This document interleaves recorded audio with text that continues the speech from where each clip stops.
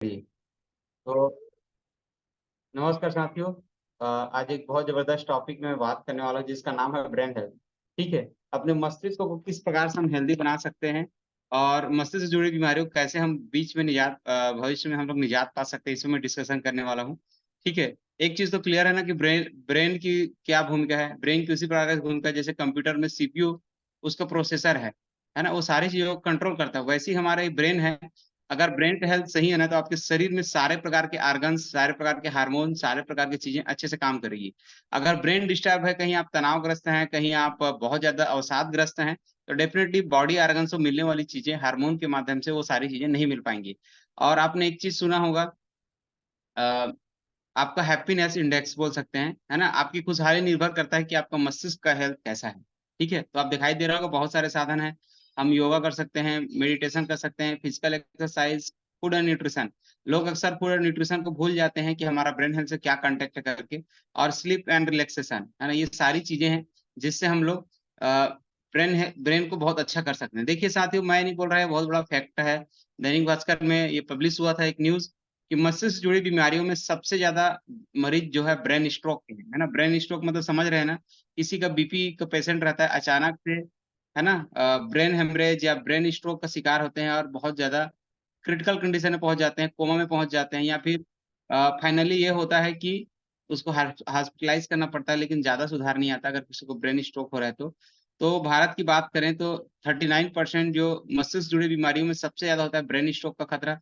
सिर दर्द होता है, जो माइग्रेन होता है, मिर्गी भी जो आता है ब्रेन वाली विकार ही है, मस्तिष्क से जुड़ी समस्या है और बहुत सारे अलग चीज़ें मेनिंजाइटिस है, एन्सेफेलाइटिस है, अल्ज़ाइमर्स, डिमेंशिया है, ब्रेन इंजरी। तो सबसे ज़्यादा इसमें देख रहे होंगे परसेंटेज वाइज़ देखेंगे तो ब्रेन स्ट्रोक। ब्रेन स्ट्रोक आगे क्या होता है मैं आपको बताऊँगा क्योंकि इसी पे ही हमारा टॉपिक डिपेंड है। तो ब्रेन स्ट्रोक और ब्रेन हेमरेज दोनों ही अ, ऐसा लगता है कि दोनों एक ही है, लेकिन यकीन मानिए साथियों दोनों में बहुत अंतर है, ठीक है? ब्रेन स्ट्रोक और ब्रेन हेमरेज में बहुत बड़ा अंतर है, ठीक है? ये नोट करिएगा जब दिमाग की नसें जो है ब्लॉक हो जाती है ना? जब दिमाग की नसें ब्लॉक हो जाती है यानी इसे ही हम लोग क्या कहते हैं? ब्रेन स्ट्रोक कहते हैं। जब दिमाग में पतली-पतली नसें होती है, बहुत सारे वेन्स होती है, वो सब जब ब्लॉक हो जाती है तो इसे बोलते हैं ब्रेन स्ट्रोक। दूसरी ओर जब मस्तिष्क को रक्त की आपूर्ति में कमी हो जाती है, हाँ? अगर मस्तिष्क को ऑक्सीजन नहीं मिले तो इसे स्ट्रोक कहा जाता है ना? अगर दूसरी भाषा में कहें तो, ठीक है? क्या होता है जब दिमाग की नसें ब्लॉक होती हैं, तो नसें ब्लॉक होती है तो मस्तिष्क को ब्लड नहीं मिल पाता और ब्लड नहीं मिलेगा ज़ाहिर-सी बात है ऑक्सीजन की आपूर्ति कम हो जाती है, तो इसे हम लोग ब्रेन स्ट्रोक बोलते हैं। लेकिन कभी-कभी ऐसा होता है, जब हमारे मस्तिष्क में बहुत सारी नलिकाएँ रहती हैं, ये नस फट जाती है तो इसे ब्रेन हेमरेज कहते हैं, बहुत ज़्यादा घातक है ये। मैंने जब से इस कम्युनिटी को जॉइन किया है, मैंने बहुत लोगों को इनवाइट भी किया था कि आप आइए, बीपी को हल्के में मत लीजिए, अच्छे से अपने मस्तिष्क का ख्याल रखिए। ये देखिए नस फटती कैसे है? ज़ाहिर-सी बात है नस फटने का कारण है बीपी का संतुलन ना हो पाना। हमारे शरीर में एक निश्चित दायरे में ब्लड प्रेशर होना चाहिए। ज़रूरत से ज़्यादा जब ब्लड प्रेशर होता है, तो मस्तिष्क की नलिकाएँ जो होती है सबसे बारीक होती हैं, केस से भी ज़्यादा बारीक होती है और अगर इनमें ज़्यादा प्रेशर के साथ बहेगा, ज़ाहिर-सी बात है सिर का नस फटता है, इसी को ही हम लोग ब्रेन हेमरेज कहते हैं। कभी-कभी कोलेस्ट्रॉल लेवल शरीर में बहुत ज़्यादा हो जाता है, तो क्या होता है दिमाग की नसें क्या हो जाती है ब्लॉक हो जाती हैं, तो इसे हम लोग ब्रेन स्ट्रोक कहते हैं। तो दोनों में अंतर आपको समझ में आया होगा, दोनों ब्रेन से संबंधित है, हेमरेज यानी नस फट जाना, स्ट्रोक मतलब हो जाना नस का बहुत सकरा हो जाना या नस ब्लॉक हो जाना। कोलेस्ट्रॉल और बीपी से दोनों में अंतर कर सकते हैं, ठीक है? अब देखिए ज़रा जो एपिड्यूरल हेमाटोमा है कैसे नस फट गया है और साथ ही साथ कैसे अ, जम गया है, ब्लड जम गया है ना? इस प्रकार का चीज़ें ब्रेन हेमरेज को दिखाया गया है चित्र के माध्यम से। एक प्रकार का खून का धब्बा जम जाता है और ज़ाहिर-सी बात जब ये धब्बा जमता है तो आपका मस्तिष्क कार्यप्रणाली बाधित होती है। आपको ऐसा लगेगा दिन भर चक्कर आ रहा है, आप बैलेंसिंग खो सकते हैं बॉडी की, है ना? देर रात आपको ये सारी चीज़ें आ सकती है। देखिए इसमें देख सकते हैं स्ट्रोक है ये, ब्रेन स्ट्रोक को बताया गया है, ब्रेन हेमरेज को दिखाया गया है, ठीक है? वो रक्त वाहिकाओं में जब अ, बहुत ज़्यादा मतलब एक प्रकार से ब्लड नहीं पहुँच पाता, यानी नसें एकदम से ब्लॉक हो जाती हैं, तो पीले कलर का दिखाई दे रहा होगा, कोलेस्ट्रॉल का है और दूसरा ऊपर में जो ब्लड जैसे दिखाई दे रहा है वो ब्रेन हेमरेज का है। दोनों चीज को यहाँ पे दिखाई गया है।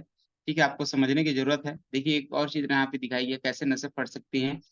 ठीक है, blood leaks into the brain tissue, है ना। शरीर मस्तिष्क के अंदर अगर ब्लड लीक हो जाए तो किस प्रकार की चीजें आपको हो सकती है, यहाँ पे दिखाई दे रहा है। ठीक है, इन सब से हम बहुत अच्छे से बच सकते हैं।